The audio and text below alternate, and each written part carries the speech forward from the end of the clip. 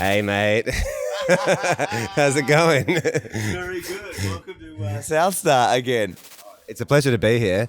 Have you had a good day so far? Yeah, mate, it's been remarkable. I've been blown away by the talent, the ingenuity, and I think the passion is just coming through in leaps and bounds. Is that what passion comes through in? I don't know, but it's heavy. It is heavy, and there's some heavy hitters here. So you just listen to the founder of Canva talking? Yeah, I mean, truly remarkable. I think I sort of sat there. I went in expecting to be wowed, but I didn't expect the direction of the conversation or the keynote. And I think everybody in the room was quite silent when she finished, because it was a very heavy-hitting conversation or speech, I guess you could put it. And I think, what kind of stuff was she touching on? man, everything. I mean, the planet and its health and the way we're all moving forward and the changes we have. And what was really interesting was to then back that up with the founder of Spark, the brewing company, or Spark for Change. It was a really nice fit, because she then came in and talked about the beer industry and the alcohol industry and how they're disrupting that so immensely and some of the challenges they've been facing.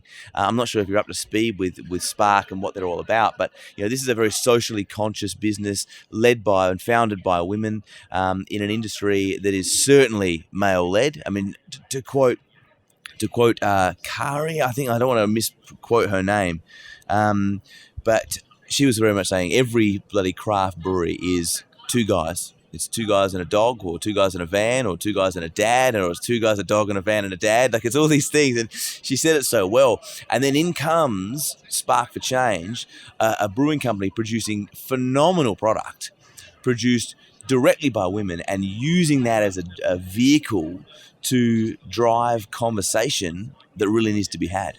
There's been a few of those today. So where I think when you think about a social enterprise or how can we, do business for good, especially people like us that I suppose at its core run a business, which is a service business that, even though some of our clients might be doing stuff for good, it doesn't have altruism or goodness built into it. But there's some really creative ways that you can start doing that, and that's a great example, right? It's selling booze, but it's actually creating like a platform, and then also creating an environment for diversification and equality. Yeah. It's pretty cool. It is. The biggest thing for me, we come to these things for inspiration, right? And we come here to learn new technologies, learn new companies, make new connections. But the biggest thing that over the last 2 days of sitting here in the convention center for me, I've been sitting here going, shit, I'm not doing enough to help. As a company, we're a 9-10 person company, and at no point in part of our business's mission has been a level of social involvement for the better. And I think now I'm going to walk away, aside from going, shit, I need to employ this company, I need to talk to these guys and do this. I'm walking away and I'm going to go, you know what? It wouldn't be hard for us to spend half an hour with a team of 10 and go pick up some fucking litter. As simple as that, really, right? So you need to go and talk to Mark from Atlassian here, the Pledge 1%. So I don't know if you know about that, but about this, yeah. I mean, Atlassian's an amazing machine, and I think 1% of a business like that can seriously do some damage in a good way. But I just think everyone is now. That seems to be the biggest topic of conversation, and how important that is.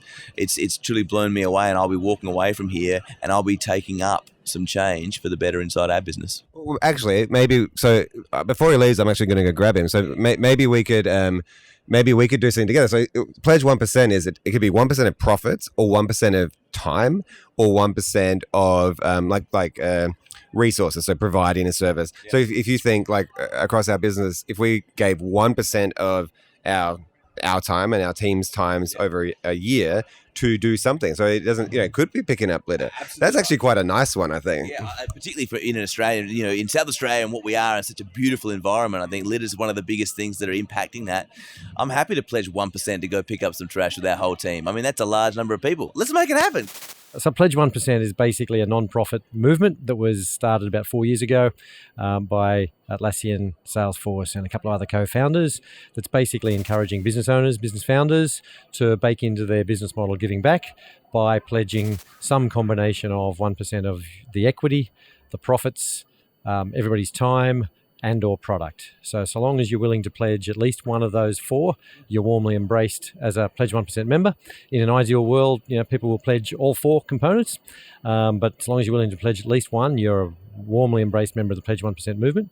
Really what it is just a public commitment via signing up to the website and if you're wanting to, uploading your logo as a signal that you're part of the movement. And then how you bring that pledge to life is entirely up to you and your team in your circumstances. There's no commitment to do anything for the benefit of the Pledge 1% movement itself. It's really, you're part of a community then that's currently about 10,000 people around the world, just over 1,000 in Australia, growing by a few thousand every year, who also believe that, it's important for my business to do what we can to bake giving back into the DNA of the organisation, make the world a better place. I love how, for me, the biggest thing is it's so simple. 1% is an invisible percent, but the impact that has when you compound that across a number of different businesses, a multitude of different industries, and the planet, suddenly we're making huge headway that we've all been talking about for far too long. Totally. So, we all just do a little bit, and when you do it in large numbers, it's amazing what the impact is. Also, some of the businesses, some of the founders and the businesses that take the pledge ultimately turn into very, very substantial businesses, particularly given that the Pledge 1% movement has been really well embraced by the tech sector. Obviously there are plenty of tech startups that become tech unicorns and then tech decacorns or whatever they're called. And then beyond that, and, for those businesses, if they've pledged 1% of profit or equity in particular, that can become a very substantial resource base that's being used for good. It's so funny. Yesterday I was listening in on the founder of Oz Harvest. Now, I'm sorry, I cannot remember her name. Ronnie, that's exactly who it is. She was amazing. And for me, one of the most profound moments was at the end where she sort of gave a little speech about a quote she'd heard about ways to put out a fire. You can run away from it and let people burn. You can write a complaining letter, or you can pick up a bucket and start throwing it on the fire. But if you can't find a bucket, find a cup. And if you can't find a cup, find a teaspoon. And she said, if we all start picking up a teaspoon, we can really stop this thing from burning. And technically, that's the 1% pledge, isn't it? Pick up a goddamn teaspoon and start flicking some water on the fire. One of the other great things about Pledge from a business perspective is, even though it's done entirely for sort of authentic social impact type reasons, there's actually a business benefit as well. Everybody loves working for an organisation where you feel a sense of alignment with the values, you feel like the culture's right, you feel like that the organisation and the team are making a difference. And so, you do it for bona fide reasons for the world or the planet, whatever it might be, but actually there's a byproduct, and that's a business benefit as well. Absolutely right. I think, man, I'm inspired already. Let's sign up. I'm literally let's sign up.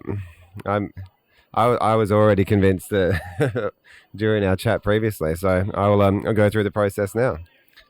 I think while you type that out on the iPad, it's something that is so easy. Have you found any sort of barriers or limitations, or are there certain areas in industry that haven't uptaken this kind of offering?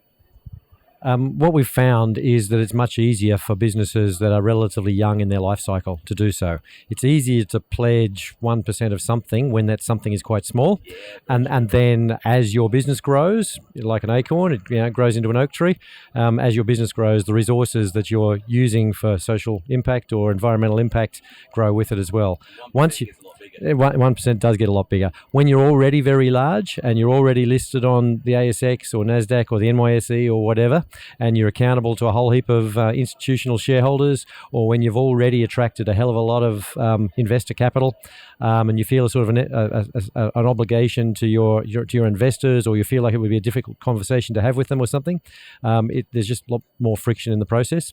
That's why the movement is actually very much for businesses that are in the early stage of their life cycle, so that you can bake it into the DNA of your business from the beginning. It helps to build the culture of the organization, and it's easy to take the pledge, particularly when you own 100%, or you and a partner own the best part of 100% in a business.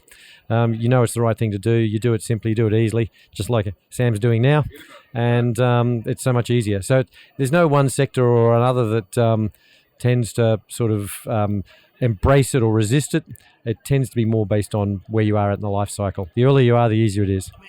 I love that. I love that you're saying that. Now you are the sort of the founder of this movement, but you're also a big machine now. I mean, Atlassian is not a small business. You're committing that 1%, and that's going to increase and grow and grow and grow. So there's room for these businesses to jump on and make a big difference. Yeah, absolutely. I mean, what's interesting is that Atlassian's two co-founders, Scott and Mike, actually pledged to use 1% of their resources when Atlassian was 2 or 3 years old. So Atlassian started in 2002. It was roughly 2004, 2005. I'm not sure the exact date, when basically Scott and Mike decided that it would be the right thing to do. To be honest, I'm forever stunned and amazed that long ago, when social impact and social license to operate and corporate responsibility and all of the things that we know of today, shared value and B Corps and social enterprises and all this stuff didn't exist really back then. The fact that two young guys who were 2 or 3 years out of university had the sense of perspective and place to be thinking not just about the business but how they contribute to the world at large, to me, I just find stunning. I suppose that's an interesting kind of insight into what can become an incredibly successful, and that's great. Well, we're getting beeped out again. This is what happened with Mark last time. Awesome. Well, I'm signed up, and I'm actually really excited to go back and talk to the team about it. And I think they'll be excited in terms of what we can do as well, especially around time, because time is something that we do have in abundance. So it's also something that we regularly complain we don't have enough of, and I reckon that's such a cop out. We're all saying that's bullshit, so though. Busy 1% of your time. I mean, but I also think, and selfishly, as we were just saying, for us, it's going to be very easy to go and set a whole team out and go pick up rubbish or go do what we can do. That's also an immensely selfish thing in team bonding. And building of culture. I mean, and at the end of the day, probably some level of marketing. I mean, it's worth involving yourself at every level. Totally. I heard somebody say it once, or it was a famous quote written by somebody. Unfortunately, I don't know who to attribute it to. It's definitely not me. It was something along the lines of, show me how somebody spends their time and I'll show you what they value. It's so true. No, I totally agree. Keep getting sidetracked. I'm not filling this out. Well, please fill it out. We're going to cut off now, but we'll check back in, I think, on this. And thanks again so much, Mark. Pleasure. Really appreciate it, mate. Welcome to the Pledge. Cheers. Beautiful. Thanks.